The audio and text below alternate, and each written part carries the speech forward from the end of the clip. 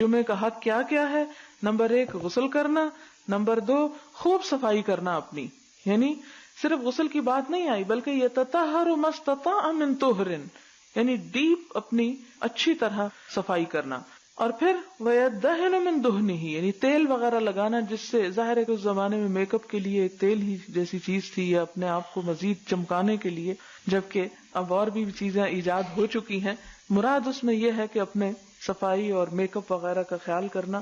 او یمس من طیب بیتی، اپنے گھر والوں کی خوشبو میں سے کچھ لگانا۔ عموماً یہ ہوتا ہے کہ عورتیں ذرا خوشبو وغیرہ سمیٹ کے حفاظت سے رکھتی ہیں اور مردوں کو لگانے کے لیے انہی سے مانگنی پڑتی ہے، تو اس لیے کہا گیا من طیب بیتہ۔ ثم یخرج، پھر وہ تیار ہو کے ٹھیک ٹھاک صاف ستھرا خوشبو لگا کے تیل لگا کے صاف کپڑے پہن کے نکلتا ہے۔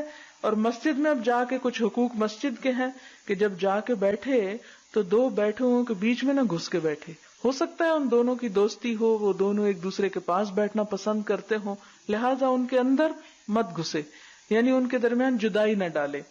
ثم یصلی، پھر نماز پڑھے، ما کتب لہ، جو بھی اس کی قسمت میں ہے نماز پڑھنا۔